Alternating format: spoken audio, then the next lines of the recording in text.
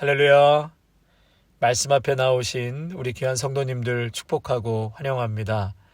참 세월이 빠르게 흐르는 것 같습니다. 벌써 2022년 한 해가 이번 주 다음 주면 끝이 나네요. 지난 한 해 어떻게 살아왔는지 한번 되돌아보시면서 결산하시고 새해를 맞이하시기를 바랍니다. 오늘은 12월 20일 화요일이고요. 우리에게 이 아침 주시는 말씀은 전도서 7장 14절에서 18절까지의 말씀만 보겠습니다. 전도서 7장 14절에서 18절까지의 말씀입니다. 형통한 날에는 기뻐하고 공고한 날에는 되돌아보아라. 이 두 가지를 하나님이 병행하게 하사 사람이 그의 장래일을 능히 헤아려 알지 못하게 하셨느니라. 내 허무한 날을 사는 동안 내가 그 모든 일을 살펴보았더니 자기의 의로움에도 불구하고 멸망하는 의인이 있고 자기의 악행에도 불구하고 장수하는 악인이 있으니 지나치게 의인이 되지도 말며 지나치게 지혜자도 되지 말라. 어찌하여 스스로 패망하게 하겠느냐. 지나치게 악인이 되지도 말며 지나치게 우매한 자도 되지 말라. 어찌하여 기한 전에 죽으려고 하느냐. 너는 이것도 잡으며 저것에서도 내 손을 놓지 아니하는 것이 좋으니 하나님을 경외하는 자는 이 모든 일에서 벗어날 것임이니라. 아멘. 오늘 본문은 해석하고 설명하기가 좀 어려운 그런 본문이라고 할 수 있는데요. 그래도 우리 성령님의 감동으로 한 절 한 절 살펴보고 또 이해하고 깨닫는 시간을 갖도록 하겠습니다. 우리 14절 말씀에 형통한 날에는 기뻐하고 공고한 날에는 되돌아보아라. 모든 성경 말씀이 참 소중하고 귀한 말씀이지만 이 말씀이 참 특별히 이렇게 많이 와닿습니다. 형통한 날에는 기뻐하고 공고한 날에는 되돌아보아라. 우리 성도님들 기뻐할 때는 기뻐하시기를 바랍니다. 아멘. 형통한 날에는 기뻐하라고 했는데 이상하게도 기뻐하는 데는 익숙하지가 않으니까 이렇게 기뻐해야 될 날에 기뻐하지 못하시는 것 같아요. 그래서 이렇게 좀 사소한 일이라도 함께 축하해 드릴 수 있는 그러한 공동체가 우리 아름다운 공동체가 되어지기를 원합니다. 함께 작은 거라도 편안하게 나눌 수 있는 그러한 공동체가 되길 소망합니다. 여러분, 인생이 우울한 것 가운데 하나는 나눌 사람이 없다는 거죠. 그래서 함께 기뻐해 줄 수 있는 사람들이 많이 있기를 간절히 원합니다. 그러면서 공고한 날에는 되돌아보라고 했는데요. 우리말 성경으로는 고난의 때에는 깊이 생각하여라 라는 뜻입니다. 공고한 날이 없으면 좋겠지만 어디 그렇습니까? 인생은 반드시 공고한 날이 찾아옵니다. 이렇게 공고할 때 우리가 하나님 앞에 엎드려 기도해야 되는 것은 당연하겠지만 오늘 본문에서는 생각해 보라고 합니다. 공고한 날에는 깊이 생각해 보라. 기도해서 이 문제를 빨리 해결만 받기를 원하지 말고 그 공고함을 깊이 생각해 보라는 것이죠. 문제가 해결되면 더 이상 그 문제를 생각하지 않습니다. 그 곤경을 생각하지 않게 되는데 공고한 날의 깊은 생각은 공고함 속에 감춰져 있는 귀한 보물을 발견하게 된다는 것입니다. 이 공고함을 통해서 내가 어떻게 더 깊어질 수 있고 넓어질 수 있는지를 고민하라는 것이죠. 공고함을 통해서 나를 깊이 돌아보아야 합니다. 이 공고함을 통해서 인생의 깊이를 깨달은 사람은 타인의 고통을 이해할 수 있습니다. 예수님께서도요, 십자가를 지심으로 고통을 당하셨기 때문에 고통하는 자를 이해하셨고 슬픔 당한 자를 품으실 수 있으셨습니다. 히브리서 4장 15절에 보면 우리에게 있는 대제사장은 우리의 연약함을 동정하지 못할 실리가 아니요 모든 일에 우리와 똑같이 시험을 받으신 이로되 죄는 없으시니라. 아멘.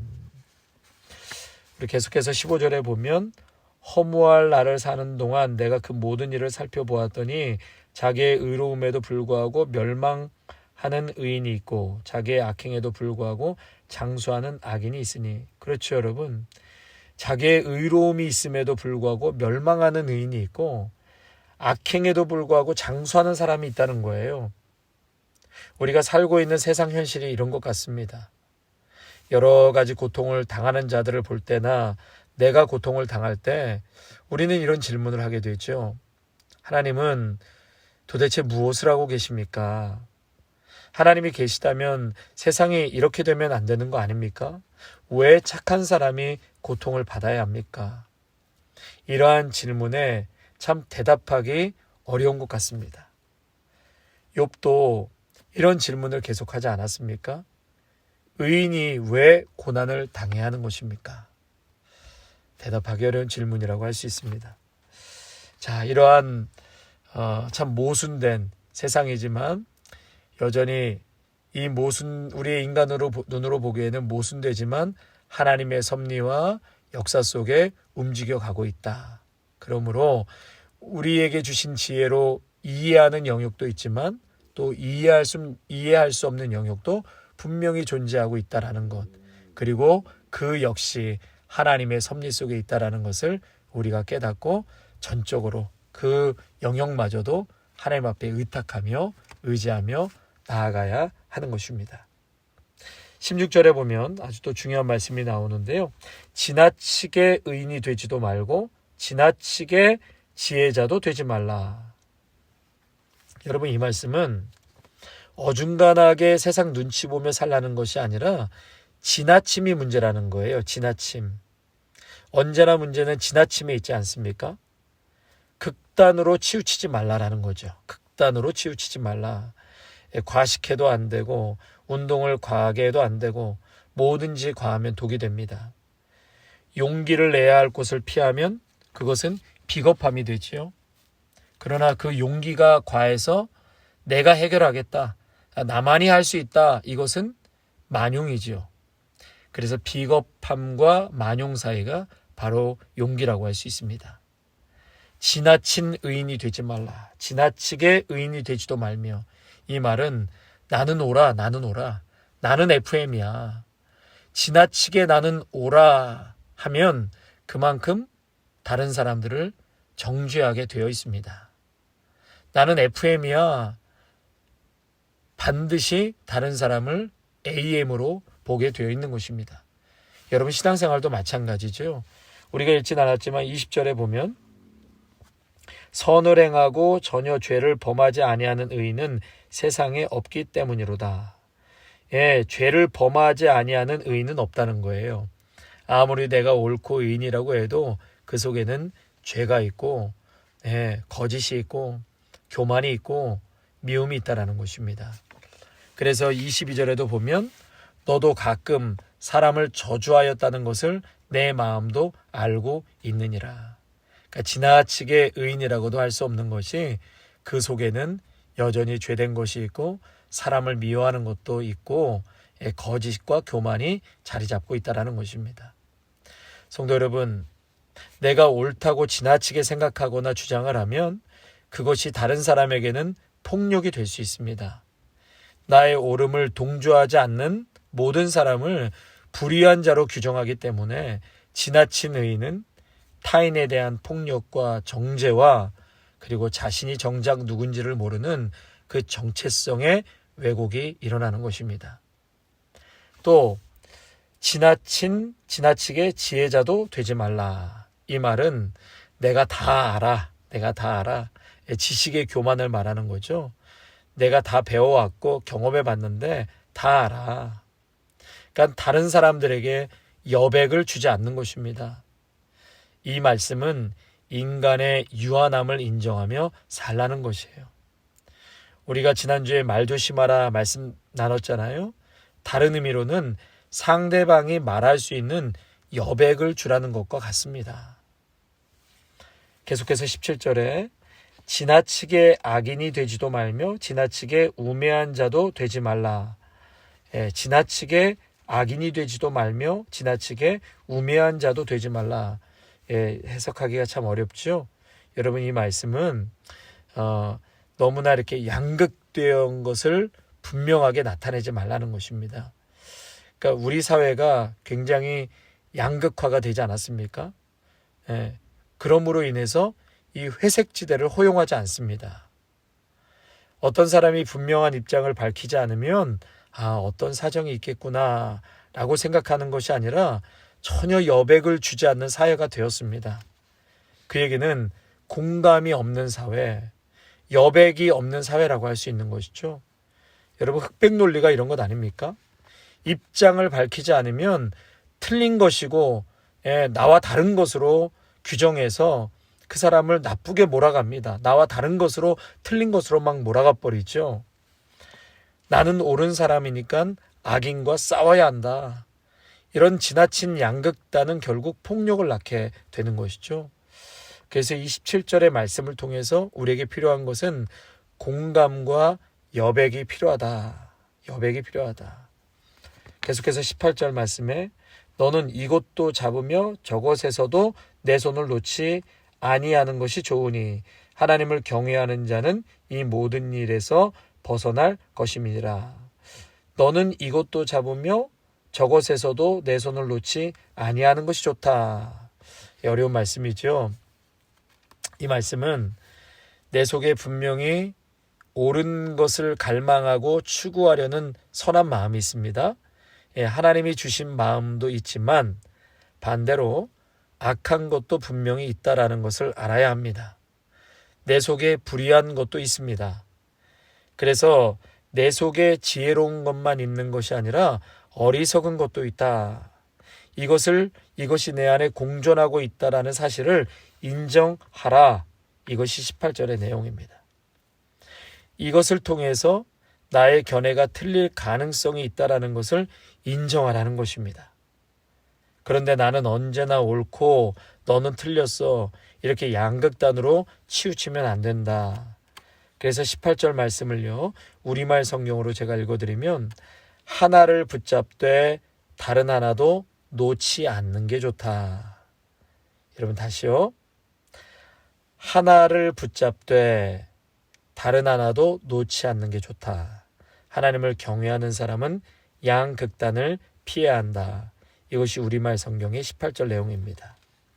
선한 것을 붙잡되 선한 것을 추구하되, 이 말은 하나님을 경외하는 사람을 의미하는 것이죠.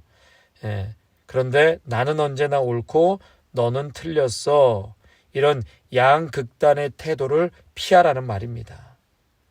옳음과 공감을 함께 붙잡아야 하고 정의와 자비를 함께 붙잡아야 그 사람이 하나님을 경외하는 사람이다. 다시 한번요. 옳음과 공감하는 것, 그것도 함께 붙잡아야 하고 정의도 붙잡았다면 자비도 함께 붙잡을 줄 아는 사람, 그 사람이 하나님을 경외하는 사람이다. 여러분, 그래서 오늘 본문에서 강조하는 것은 이 어중간한 태도가 아니라 하나님을 경외함을 바탕에 두고 둘을 함께 잡는 사람이 되어라 라고 말씀하고 있는 것입니다. 이 김기성 목사님이라는 분은요, 진짜 지혜를 이렇게 정의하시더라고요. 자기의 빛을 숨길 줄 아는 것이고 자신의 날카로움을 부드럽게 하는 것이며 한 개의 빛만 반짝반짝 빛나는 것이 아니라 조화롭게 하는 것이 지혜다.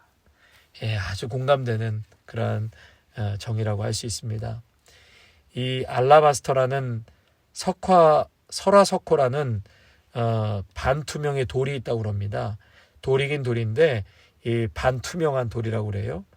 이 알라바스터를 통과한 빛은 이 굉장히 사람의 마음을 편안하게 해주고, 이 강력한 빛도 그 알라바스터만을 통과하면 그렇게 부드러운 빛으로 바뀐다는 겁니다. 사람의 마음을 부드럽게 해주는 빛으로 힐링까지 된다고 그래요. 여러분, 우리가 예수님처럼 산다 하면서도 우리 자신의 빛과 옳음을 얼마나 드러내며 살았습니까? 날카롭게만 드러냈지 이 알라바스터를 통과한 빛으로는 살지 않았습니다. 우리 예수님은 굉장히 지혜로운 분이셨지만 어리석은 자처럼 사셨죠. 어리석은 자처럼 사람들의 조롱과 침뱉음을 받으셨습니다. 십자가를 지셨습니다. 어리석어도 그렇게 어리석은 분이 없으셨습니다.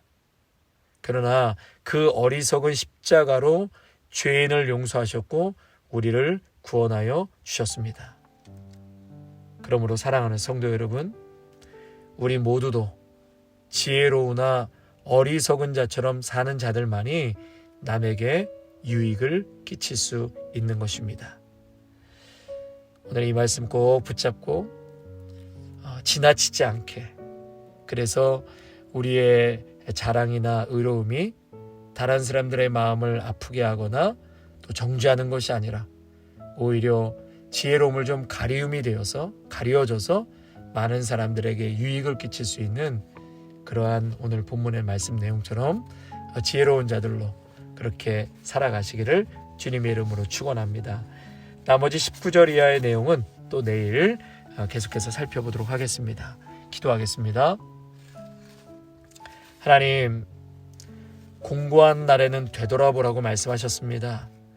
고난의 때에는 깊이 생각해서 그 고난과 그 공고함이 나에게 어떠한 유익을 가져다 주는지 나를 되돌아보고 또 나라는 사람이 더욱 깊어질 수 있는 그러한 귀한 시간이 될 수 있도록 깊이 생각할 줄 아는 그러한 사람들로, 믿음의 사람들로 인도하여 주시옵소서.